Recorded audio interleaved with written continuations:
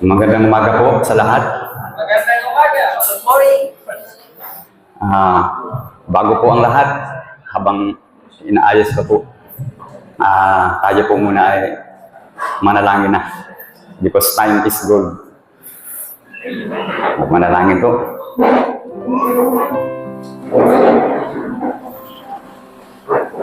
O dakila namin Diyos ang banal. Muli sa pagkapatuloy ng aming pagsusumamot paglapit sa iyo sa pamamagitan ng camp meeting na ito. Upang sa gayon, ang lugar na ito ay maging lugar panalanginan ng iyong bayan. Muli po kami nagsusumamot sa iyo na una sa lahat ay inyo pong siyasatin ang bawat isa sa amin.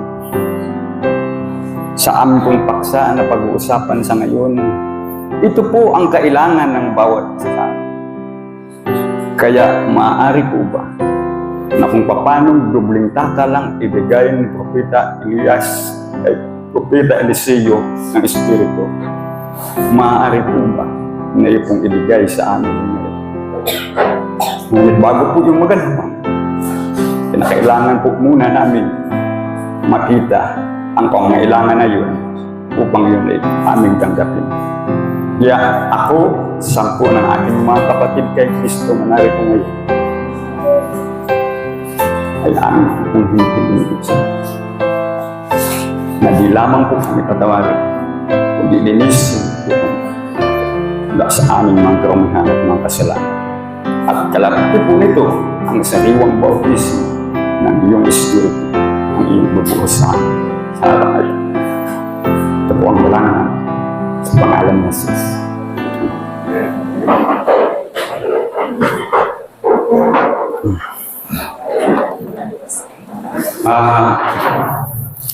Unang-una po ay maraming salamat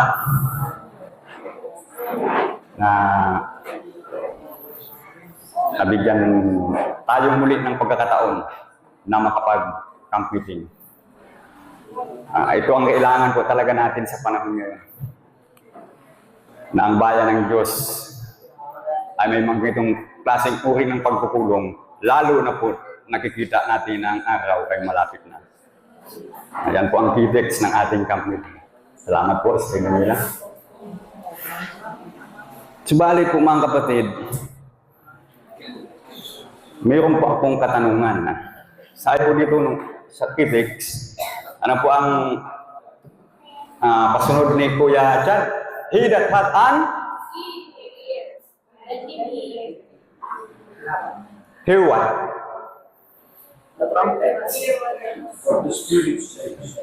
What the Spirit says to the churches. Nawa, yan po ang marinig natin.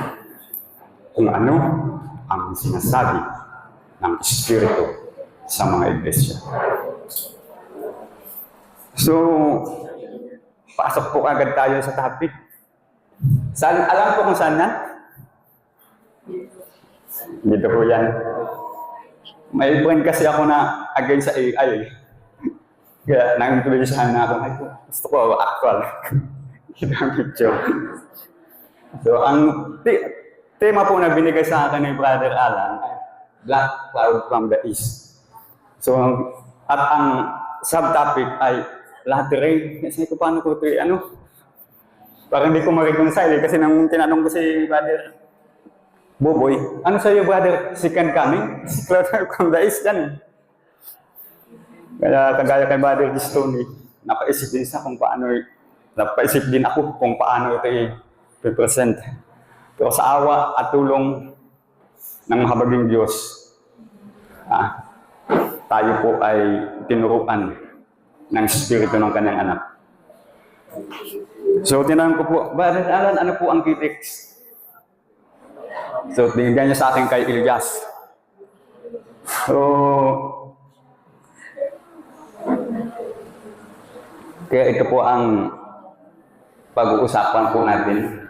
Ang sabi po dito sa Santiago 5:17, si Elias ay isang ang isang taong may pagkataong gaya rin ng atin.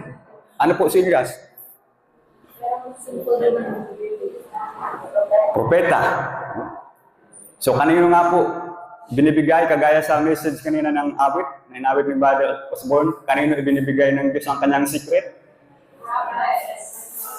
Sa kanyang Amos 3:7, sa kanyang mga lingkod na propeta.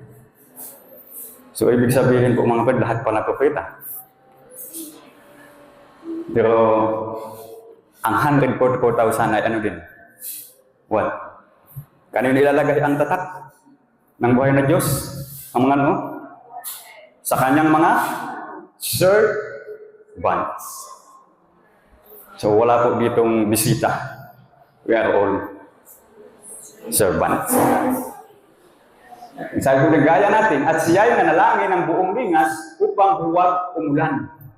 At hindi umulan sa lupa sa loob ng 3 taon at 6 na buwan. Bakit po nanalangin si Elias ng ganito? Pakinggan natin na kanina yung devotional ay Brother Alan. Ito po ang panahon ni Elias na kung saan nasa prime, nasa peak na ng apostasy ang bayan ng Diyos. Na kung saan nakalimutan nila kung sino ang tunay at nag-iisang Diyos. At sino na po ang kanilang worship?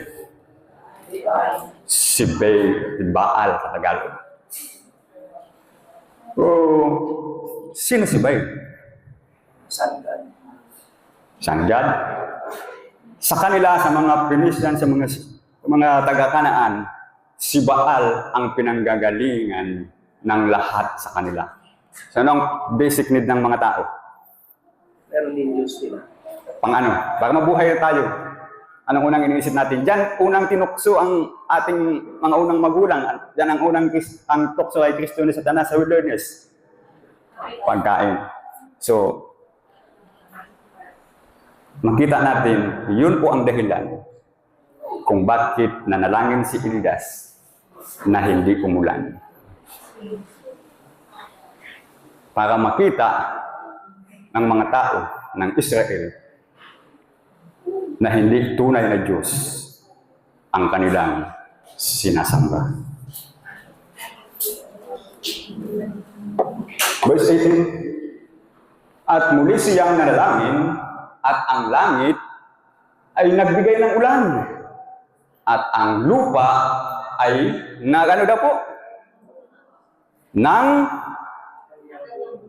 bunga.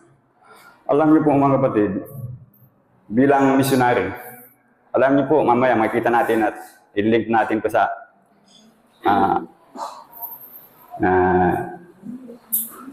ibang bagay na sabi, created by Satan.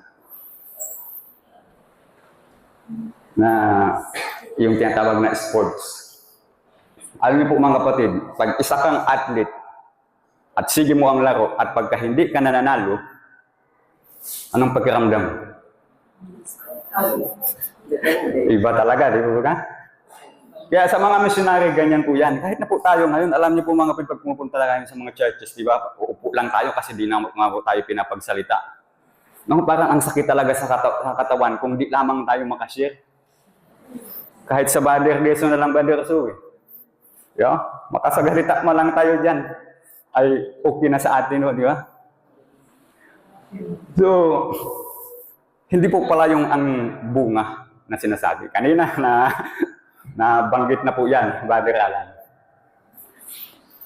Minsan na-discourage ako kasi iilan lang tayo. Tinatanong ako ng mga kapatid doon sa akin, bakit? Kung totoo kayo, bakit? Kaunti lang kayo, asan man ang church nyo? Pero mga kapatid, itong Propeta Elias, yan po ang naging comfort po namin. Why? Ilan po ang na-convert ni Elijah? Nakasulat po ba? Wala. In fact, sabi niya nga sa Panginoon nung pumunta sa ano, di ba? Alam niyo po ang story. Anong sabi niya sa Panginoon? Sino na lang ang natira? Ang hindi tumiklop ang tuod kay Baal. Ito ang sagot sa kanyang Panginoon. Mayroon pa ang Panginoon ng ilan? 7,000 sa Israel na hindi tumiklop ang tuhod kay Baal. Ang alam lang natin, 100. Yung tinago ni Obadiah. Doon sa Kibal, pinapakain ng tinapay at tubig. So yun lang alam natin, no? Pero ang sabi ng Panginoon, meron pa akong 7,000.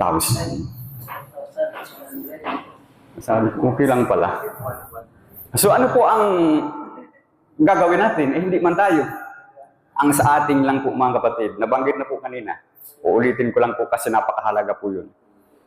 Ang magkaroon tayo ng, bakit nanalangin si Elias na umulan? Para magkaroon ng bunga ang kanilang lupain.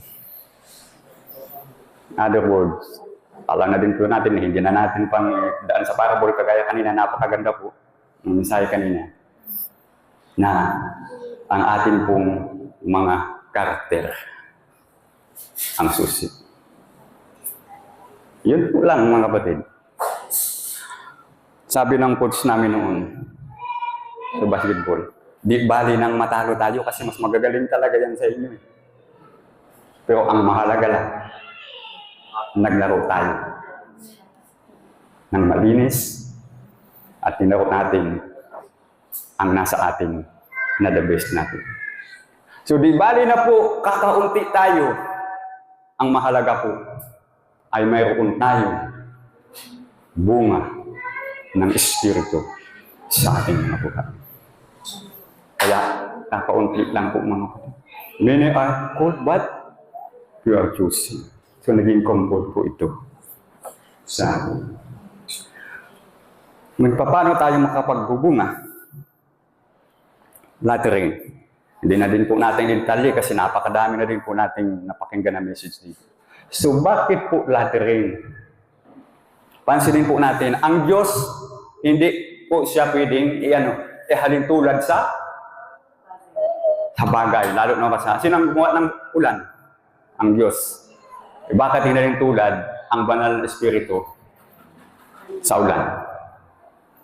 So therefore, ang banal na Espiritu ay hindi Diyos. Malinaw po yan. Kundi siya ang Espiritu ng Diyos. Ang Espiritu ng Diyos ay hinalintulad sa ulan. So noong pagnatay, sino po dito ang farmer? Lahat tayo farmer pala eh. Praise the Lord. So alam natin kung paano magtanim. So, kung kayo ang ganitong kalagayan na sabi nga, upaw ito noon. Pero pansinin niyo po ngayon. Mahirap po dito pagka walang ulan. Kami po ng mag-iina po. Dahil sa taas kami nagtanim, pag nagkaraang summer, talagang iigib ka doon sa baba para lang makadilig. So ganun po kahalaga ang ulan sa agriculture. Kung kaya ang Panginoon, since Old Testament, talagang parable na sa kung magdala ng lesson sa kanyang bayan, kaya ginamit po niya dito ang ulan. So sa East, doon sa Middle East, kasi mas East tayo doon kaysa kanila, may tinatawag sila doon na season ng pagtatanim. At sa season na ito, kailangan silang magtanim sakto sa unang pagpatak ng ulan. Bakit po? Kasi para may salibo? Dilig. At kapag ka nagbunas na siya, mayroong pa ulit ulan. Ang tinatawag yan sa kanila ay unang ulan para sa bunga na yan. Para ano po? Magbubunga na. Ngunit pagkatapos, na magabunga na at malapit ng mahinog, nagkaroon ulit ng latter rain. Kung kaya yan ang tinatawag na para kapag harvest na. Para yung bunga ay mahinog at ready for harvest na. According to Jesus sa parable ng wheat and tares, kailan po ang harvest? That's the end of the world.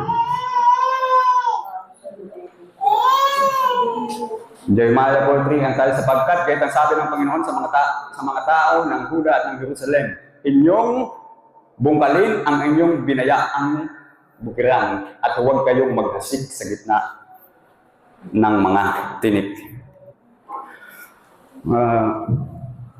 Kalimutan ko pala ito, pero nandito pa naman tayo. Bago pala tayo aani, ano ang una natin gagawin? Siyempre, magtatanim po tayo. At bago tayo magtanim, ano po ang una pa natin gagawin? I-prepare po natin ang pagtataniman natin. Alam niyo po mga kapatid, dahil ngayon nga very popular ang YouTube, marami baga tayong napapanood dyan na tinatawag na no-till. No-till. No-tilling gardening. Makailang beses po namin sinubukan yan. Maglagay ka ng marang ang nagkinabang sa mga lugar na puntahan namin, kadalasan anay ang nagkinabang. Saka, hindi namin lang siguro, kulang siguro kami sa practice pa. Nang sinerch namin sa Bible, wala talaga tayong mabasa na no-till. Isa lang ang alam natin na no-tilling sa pag-garden, sino lang po yung sa Bible? Si Adam at si Eve, hindi sila nagtitil doon sa Garden of Eden. Diba? They were there to dress it and keep it. Pero bakit po nagubungkal na ang tao, ang nagkasala? Sabi po sa SOP, Fundamental Church of Christian Education. Yun po pala ang paraan, ang labor. Thank you, Brother Gordon. Napakalagang mapagod. Pero, yun talaga ang kailangan natin eh. Alam niyo po ba mga kapatid, na kung hindi tayo talaga mahirapan, yan palagi sinasabi ng asawa ko eh. Kasi ang temperament ko phlegmatic. Ang phlegmatic na temperament, parang gusto niya easy lang palagi. Pero kailangan po talaga natin maranasan ang hirap. Kaya para lang ma-elevate yung tao mula sa kanyang pagkahulog, ginamit ng Diyos itong paraan na ito na ang tao ay kakain mula sa kanyang pawis. Yan po, may panood po dyan.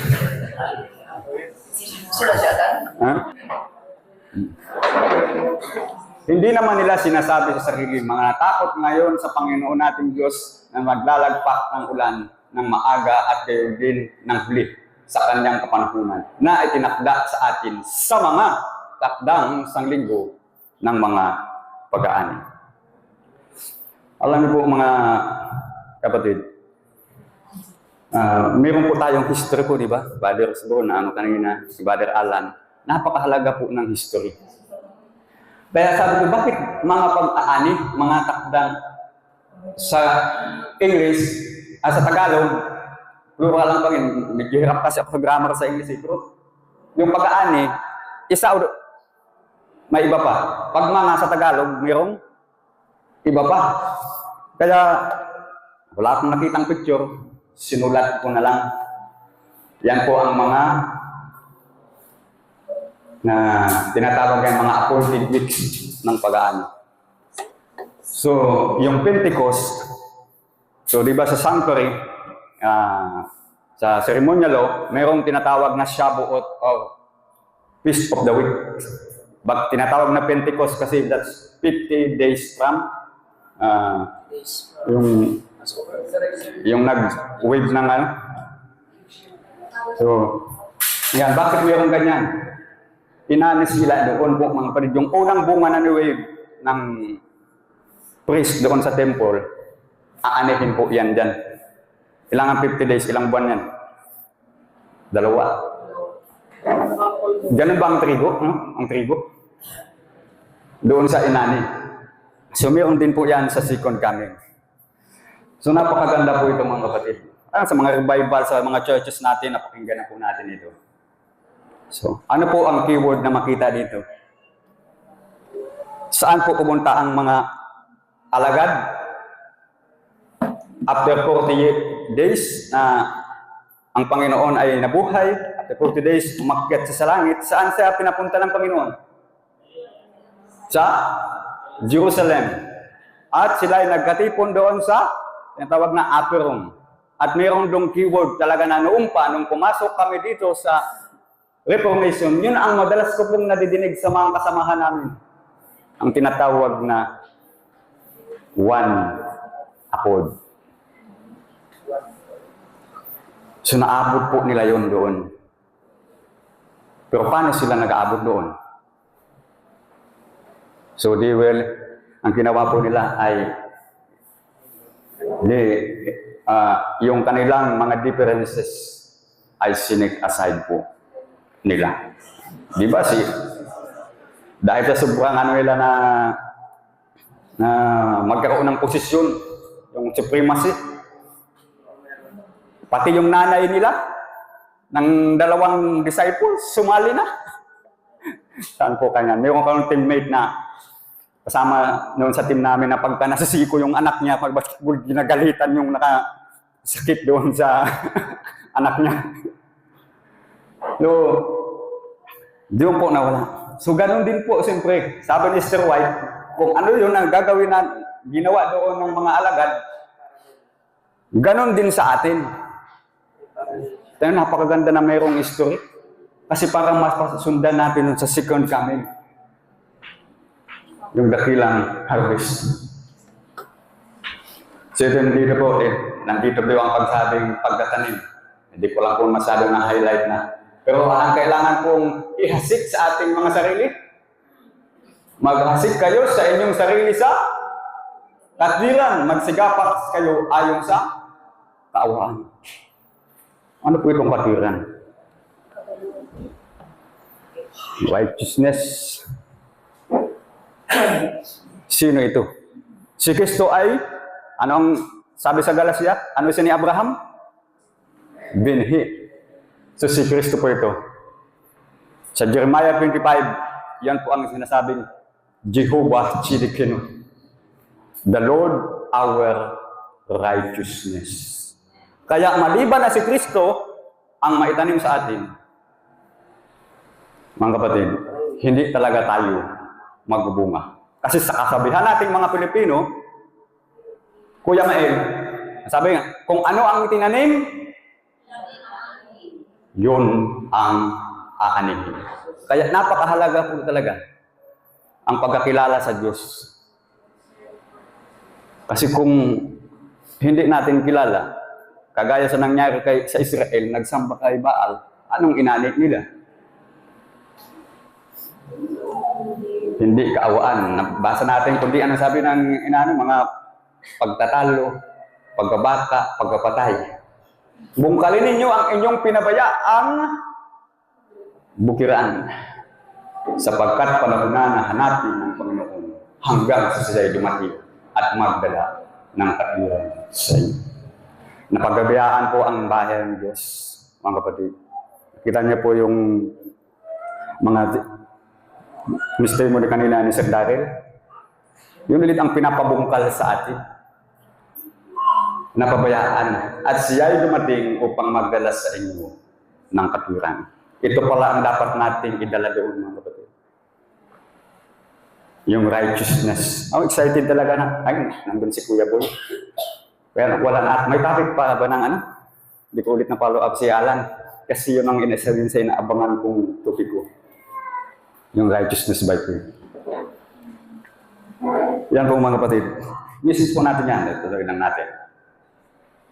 At ating kilalanin, and we shall, hindi ko, nakakalimutan ko palagi mag-highlights.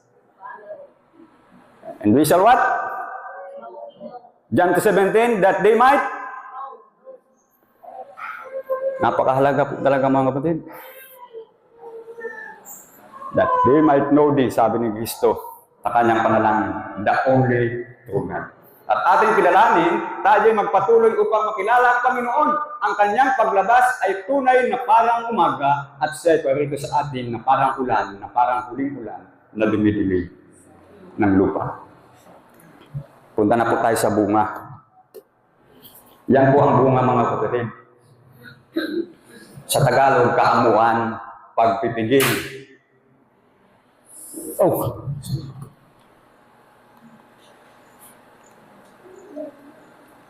Hindi nagkasunod-sunod. Yan pala yun dito. But the fruit of the Spirit is, ano po? Pag-ibig, katuwaan, kapayapaan, pagkapainuhod, kagandahan loob, kabutihan, pagtatapat, kaamuan, pagpipigil, laban sa mga gayong bagay ay walang kautusan. Bakit walang kautusan? Kaya sabi ng marami, wala na daw kautusan. Sa atin, hindi nang pinag-usapan na wala ng kautusan. Sa history ng Adventist, hindi yan pinag-usapan na wala ng kautusan dyan sa Galacia. Kundi kung ano ang kautusan na yan. Mamaya, maano natin isang halimbawa po. Halimbawa lang na po yun. Mamaya yan natin. So yan po mga kapatid, ang mga bunga. Alam ko po, appreciate mo ito. Appreciate natin yan. Pero mga kapatid, hindi natin ito ma-appreciate kung hindi natin nga makita ang ating pangailangan na ganito tayo. Ito po mga kapatid. At hayag ang mga gawa ng laman. Sa makatwid ay ang mga ito. Pakikiapid, kirumuhan, kalibugan, nawala yung isang. Ano nga yun na seriousness? Kalalayan. Ha? Parang, ano din yan, sa, parang pareho lang yan sa, yung sexual, ano yan, sexual sin din po yan, di ba? Lasciviousness. Oh, ito. Alin ang nawala? Walang nawala. Adultery, no? Kasi ang fornication, pakikiapid, pangangalon niyang adultery. Okay, thank you, Brother Boy. Karumihan. Ano to, sexual ba ito, nakarumihan? Kulang sa Tagalog. Kaya ano, duwa lang yung binuhan ko kasi kailangan talaga natin ng lesson. Since ang ating message ng Sister Berano, message na dito ng sanctuary nung nakaraan.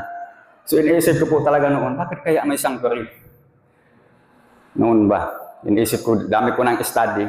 Hanggang sa simple lang ang sagot ng Panginoon, Desire of Ages, page 161.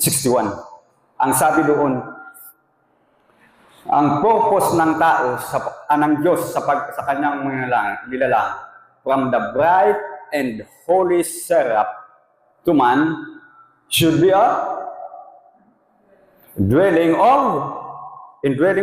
place of His Spirit. Kaya pala kaya sa Revelation, nakita natin ang basa din ni pinantapakan ni Kuya Guli kanina. Sino na doon ang templo ng Diyos? Behold, the tabernacle of God is with men. Kasi nasa ulit na po yun.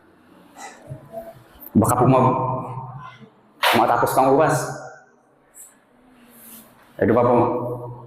Alam po natin yan. Idolatry. Lahat po tayo siguro ay mayroong ganito. Nasa atin na lang po yan. Kilala po natin ang sarili natin. Witchcraft, hatred, variance, emulation. Highlight ko po yan na dalawa para mamaya mag-ibigay tayo ng example yan.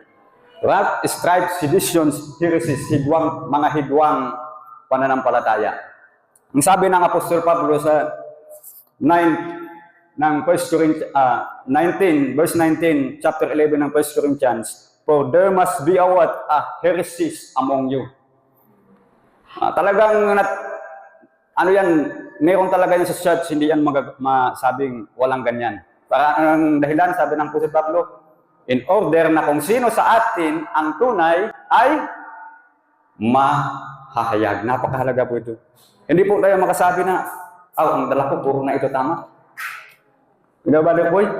Sa time na magkasabi tayo po ng ganyan, mga kapatid, kanina pong kondisyon yan. Sa 7 churches. He that hath an ear, let him hear what the Spirit says to the churches. Sa Laodicea, at sa Laodicea, ang sabi ng Spirit prophecy, the church is in the Laodicean church. The presence of Christ is not in her midst. So saan tayo pupunta?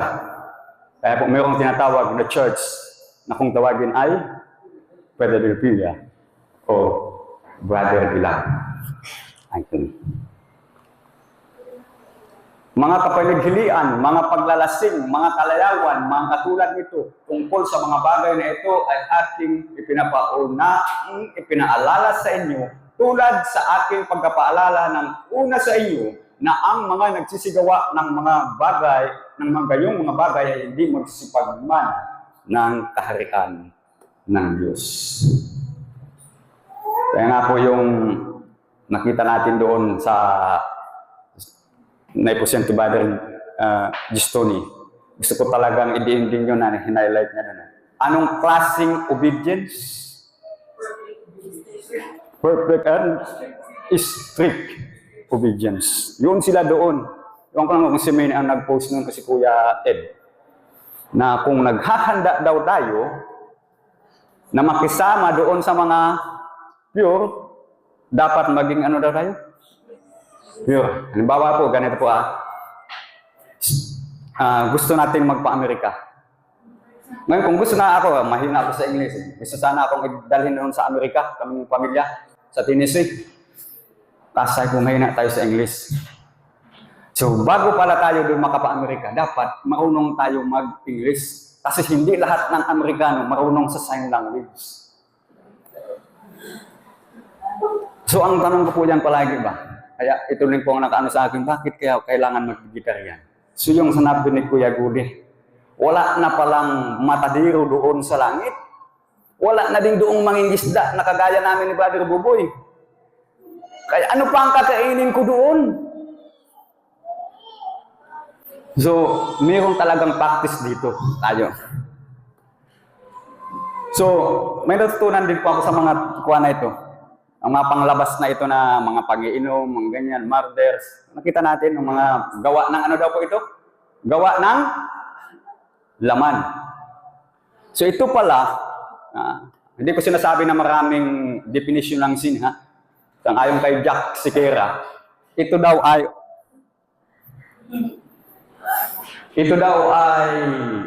mga tinatawag lang sins. Iba daw ang sins sa sin. Ang sin daw ay nandyan yan sa iyo at ang mga ito ay sins. Tama ba, Brother Buboy? Brother Buboy, agree doon. Yun po. Dito ko dito nakita yung kuwan na yun na talagang tama din yung pagtitingan natin dito. Kasi madalas, tinitingnan natin yung mga ginagawa lang. So ang tanong, ilan sa atin ang nakakakita o nakakaalam ng iniisip ng ating kapwa? Wala. Ang tanong ko na pangalawa, ano ang sabi ng Panginoon sa pangangalo niya? Magkuha lang ng partner sa pagpatay, mag-aktual talaga na magpatay ng tao. Saan nag-umpisa ang pangangalo niya? Sa pag-iisip. So, opo. So, ganun po, mga kapatid. Kaya, ilagay ko pa naman yan dyan. Sino po sa inyong mahilig dyan? Ako po noon, kung maganda lang talaga yung ano ko ng una sa ngipin ko, mahina talaga kasi ang ngipin ko eh. Maglalaro sana ako nito. Kaya lang, dahil mahina na ang build ng katawan, di talaga ako naglaro. Pero magaling ako na commentator pagdating sa boxing. Karang, hindi talaga tayo pinalad. Ang kalooban talaga ng Panginoon. Kasi kung nakapag-aral ako ng mascom, journalism, makikita niyo ako sa TV, Kaya lang, mga dati ng player ang mga commentator ngayon eh. Noon sila Kinito Henderson noon eh. Ay baka isa ako sa mga commentator sa boxing, sa basketball. So ito po ang nakita ko dyan. Oh. Kilala niya po dyan? Pinagtang ko po ng mukha. Sino pong nakakilala po dyan? Nagtawa yung mga anak ko eh. Kasi ang mga anak ko, mas kilala pa nila ang mga pioneers ng Seventh-day Adventist kaysa kina Dr. Jose Rizal.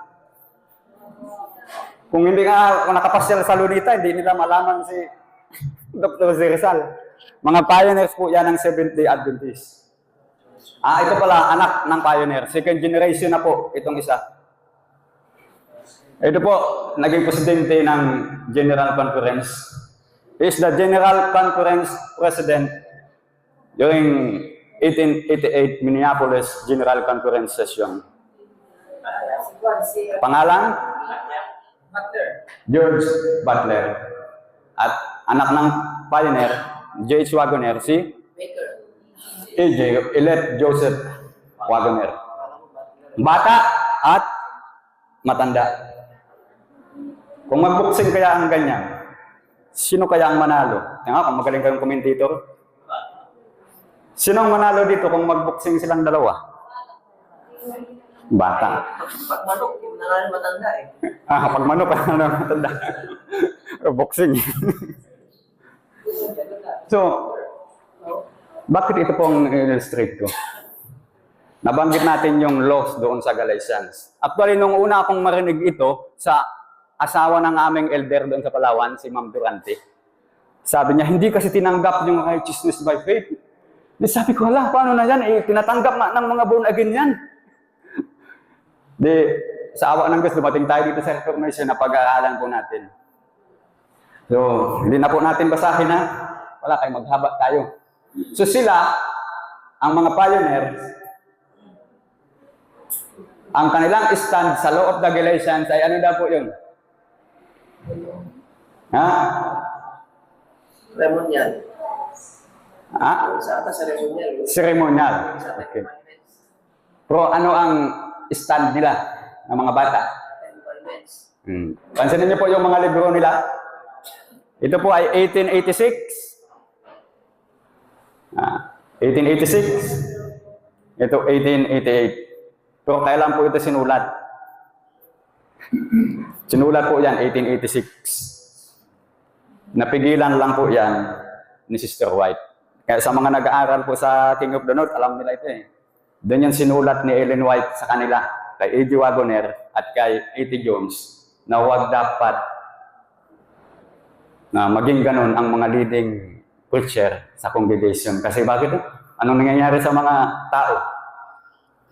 Ako, hindi man po ako psychologist. So, sino palang pinabuhan ni Ellen White dyan? Siyempre, si Ellen G. White sa bata. Bakit? Bata ang message. Bata ang parang bago ang message. Pero, ang sabi nga sa Ecclesiastes, wala nang ano pa. Wala nang bago. Talagang hinanap po yan mga kapatid. Dati po pala. Ito, kung pansin natin kung kailan ito naisulat. Yan po ay si Stephen Peirce. Yung Father Peirce doon sa binanggit ni Sir White na kasama rin ng pag-study. Kailan po? 1857. Ganyan na ang study nila. For I testify again to every man that is circumcised, that is, he is a debtor to the how many law? Whole law. Hindi lang moral, kundi ceremonial. Kasi yung ceremonial, pansinin po natin, ano po ang study natin sa sanctuary? Sino po ang tinuturo sa sanctuary? Si Jesus. So therefore, nagtuturo din ang ceremonial, ang ceremonial ay nagtuturo kay Jesus at lalo din ang alin? Anong passing law? Moral law. Hindi po magiligtas ang kautusan. Kaya ang sabi doon sa bunga ng banal na espiritu, pag mayroon ka noon, wala na sa iyong kautusan. Kasi kung ako palagi akong niyaya sa inuman. Ngayon, paano bang illustrate? Sorry po. Yung tatay ko pala, na ospital noon, Adventist siyempre, hindi tayo umiinom. Gusto sang bawalan ng doktor na mag-inom. Ang sagot ng tatay ko, hindi na man po ako umiinom, dok. So, hindi pwedeng bawalan ang isang tao kung hindi naman sa umiinom. So, gayon din po, kung ang ano ang ginagawa ng kautusan, hindi na tayo sabihan ng kautusan na kasalanan yan kasi ang kasalanan ay wala na sa atin, kundi kung ano na ang bunga ng Espiritu. So, parehas po sila tumutulong kay Kristo. Tapos si Uriah Smith, napakahabang pinto po yan. Dalawang event po yan. Actually, main event itong dalawa eh. Kasi hanggang 1897, nagbakbakan pa rin po sila. Actually, si James White po at si Uriah Smith, hindi naman po talaga sila nag-away na kagaya nito. Hindi nila pinagtalunan kung sino talaga doon ng mga study nila. Wala pong record na nag-away sila na kagaya nito. Sino nag-away yan? Ito pong dalawang matanda, magkakampi. Itong dalawang bata, magkakampi din. So ano po ang epekto nito? Napakaganda po yung message natin tungkol sa family. Ito, education. Alam niyo po, pagdating ko dito ba? O basta lang, walang basketball court Kasi di ba kalamihan ng may basketball court? School. Pansinin po natin. May bagong yan pang Battle Creek. Pansinin niyo po yung mga taon. Between 1890 and 1893, the Battle Creek students formed baseball, rugby, and boxing teams that played against sanitarium. So, in other words, napasok doon yung sports. Alam natin, rebuke yan ang propeta. So, ano ang point ko po mga kapatid? Ito po yung natutunan ko po talaga sa sport. Iwan ko lang po sa iba. Pero may natutunan po tayo mamaya sa tungkol sa sports. Ito ang plano ng Diyos sa education. In God's plan, there is no place for selfish rivalry. Huwag niyo po kayong makipagtalo na hindi ganyan ang sports. Kasi maaaring sa inyo kung hindi naman talaga kayo sport. Kaya kung minsan naman, ang hindi ano sa sports, fans, mahilig din sila na maging tagapanood, di ba? Meron doon tinatawag din, papasok din tayo sa idolatry. Sino po ang naka-invento ng sports? Satan invented sports and games.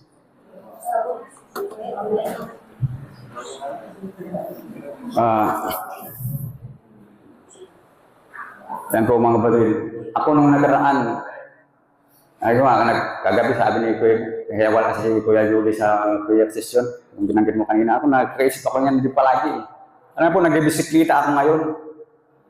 Hindi ko alam bakit ako naano doon sa bisikleta. Hindi sana pang service ko, parang feeling ko, ano pa din ako eh. Sports pa din. Kaya siguro na-aksidente ako. Ito pong nakuha ko sa sports. Kaya sabi ng iba, si Apostle Paul daw ay sportsman. Kasi sinabi niya ito. Pakipansinin po natin. Hindi ba galing yun nalalaman na ang mga nagsitakbo-takbuhan ay tumatakbong lahat? Ngunit isa lamang ang tumatanggap ng gantimpala. Magsitakbo kayo ng gayon upang magsipagtamo kayo. Alam niyo po, ang mga athlete, hindi po yan basta-basta sumasala lang, maglalaro ka na lang, hindi po talaga kayo mananalo. Kailangan po ng athlete ng training. Ano ang sabi ng Proverbs 22:6? Tungkol sa mga bata, train. Kaya talaga mga bata may napapalo talaga, may nakasulat din kasi yan eh. So, hindi po yan madali na maging athlete. Ako nga noon, bukod sa training ko, may cross-training pa ako na tinatawag. Pero dahil noon, ang ginagawa ko po, nagtatrabaho ako, nagko-construction ako. Kasi doon pa lang para na tayong nag-gym. So mahirap po talaga. Pero ano daw po, maganon din po pala tayo para maligtas. Ito ang sabi ng Apostle sa verse 25. At ang bawat tao nagpaglaban sa mga palaruan, nagpipigil sa ilang mga bagay, sa lahat ng mga bagay. Kaya sila Manny Pacquiao, ang mga athlete, na kilala pa natin kung sino. May mga dietitian pa yan. Hindi yan basta sa sala dyan na kahit sa pagkain, talagang disiplinado sila. Ngayon, bakit nila ginagawa yun? Ginagawa nga nila ito upang magsipagtamo ng isang putong na may pagkasira. Ngunit tayo, yaong walang pagkasira. Ibig sabihin, mag-sports tayo para tumanggap tayo ng walang pagkasira. So, illustration lang po yun. Parable. Para kung sila nga na walang pagkasira, alam niyo po sa US, ang mga mabibilis po na runner, marami po sa kanila ang vegan. Marami pong vegan doon talaga na runner. Pansinin niyo po yung mga katawan. Asan si Brother Gistone? Mas payat pa sa akin. Parang si Brother Gistone lang ito. Pansinin niya yung number 5 na yan. Oh. Ha? Mas malaki pa sa'yo? Pero ano ang ano talaga sa atin? Bakit? Kasi ang mga athlete ganyan, yung mga artista, marami ding vegetarian. Bakit? Para anong gusto nang maintain? Beauty at saka yung figure ng kanilang katawan. Diba? Pero sa atin, nabanggit na kanina ni Kuya Guli. Pwede tayo mag-experiment. Vegan saka mix. Ang experiment na din po nila yung sa mga runner sa US, kaya marami talaga na convince. Alam niyo man sa US, talagang ano sila doon sa mga scientific na study. Kaya marami sa US ang mga vegan na runners. So kaya kailangan talaga nating disiplinahin ang ating mga sarili. Sabi ng Apostol Pablo, hinahampas niya ang kanyang sariling katawan. Yan po na mga nakasulat po dyan. Hindi naman po actually dagdag ngayon kay Ellen White ang pag-vegetarian. Kahit country living po, pag nagkatanong sa amin, saan mo basa sa Bible ang country living? Ano ka po mga kapatid? Genesis pa lang po. 1, 2, 3. Gumawa ba ang Diyos ng mall? Wala pa ulan noon eh. So, yun ba po talaga. Kaya yung whole law, yung Genesis, kabilang sa saang 5 aklat ni Moses, tinatawag sa Pentateuch, Torah. Torah sa pala, ang Pentateuch, pero Torah sa Hebrew, na ang ibig sabihin ng Torah ay law. So, lahat ng law ay magtuturo sa ating kanino? Kay Kristo. Kaya po sa pag-vegetarian, pag-country living, kahit ano pang mabasa natin, kung hindi po yan maituro sa atin si Kristo. Ang kapatid, ito po ang tanong. Ito po ang sabi ng talata, ang makinig sa sinasabi ng Espiritu. Kung hindi po yan sa atin madala ni Kristo, si Kristo, baka po hindi tayo nakikinig. Nasa atin po yan, mga kapatid. Hindi naman po namimilit ang Panginoon, pero binigyan talaga tayo ng choice. Nakita niyo si Satanas, sabi doon sa Patriarch Papics, almost na siya, di ba, na magbalik? Pero ano ang tumigil? Pride. Ako mga kapatid, kung mayroon man ditong ranggo ang mga may pride, general po ako.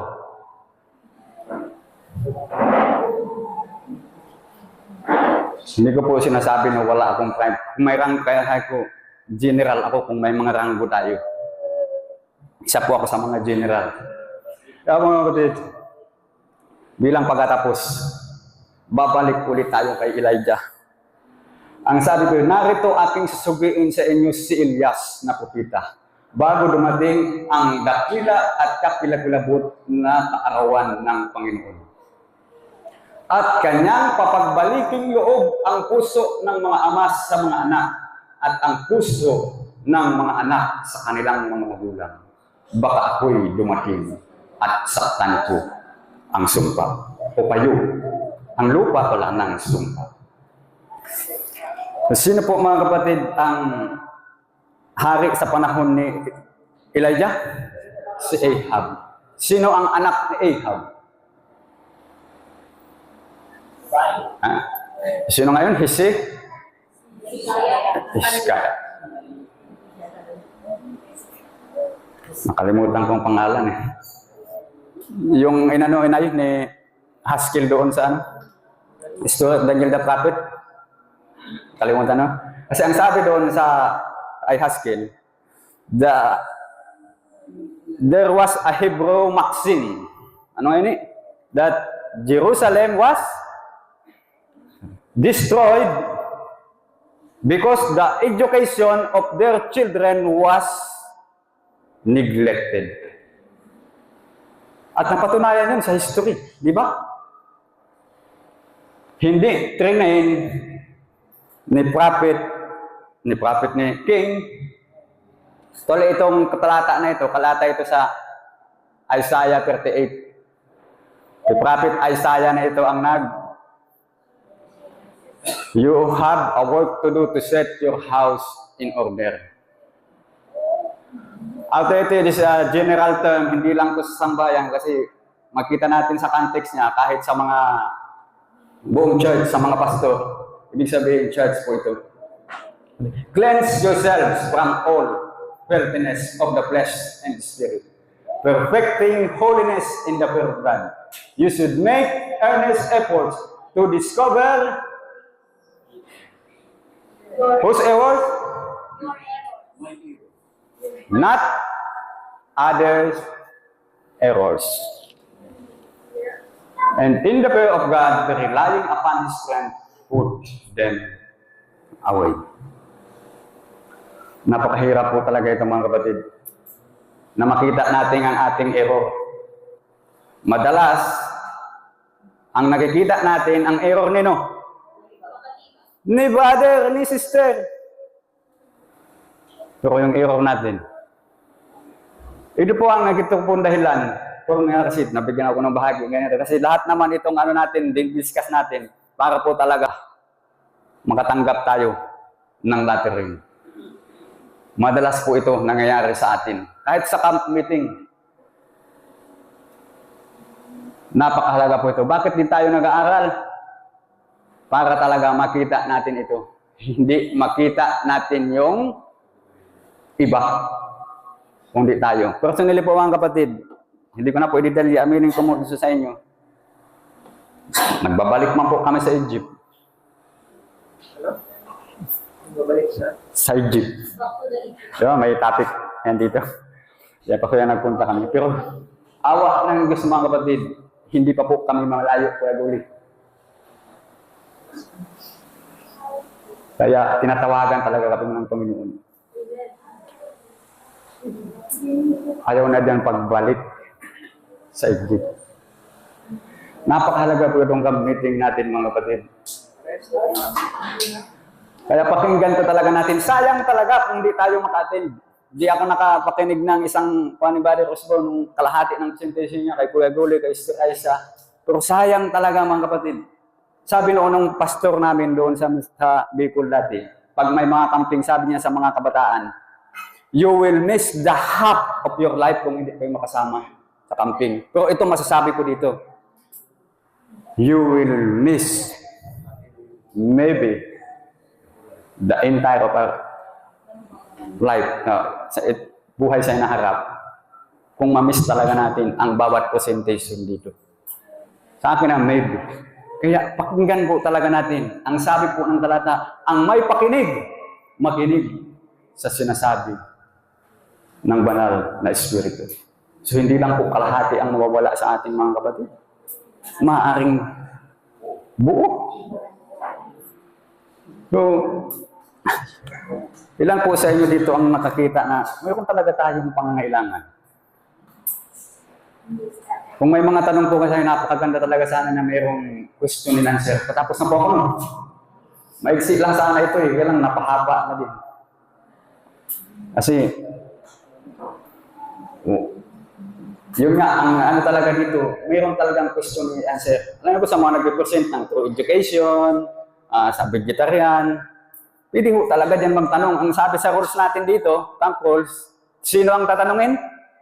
Sino nakinig sa orientation? Yung speaker, yung nag-present, yun po ang tatanungin. Para malinaw po, kasi sayang lang po talaga kung nagpunta tayo dito,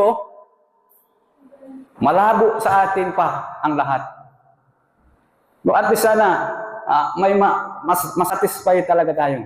Kasi ako po naniniwala na makakaintindi talaga tayong lahat, Brother Boy. Minsan nga lang, minsan may hindi pa. Kaya yung sinishare mo sa akin, kung truth talaga yan, Brother Boy, maiintindihan natin yan. Tayo.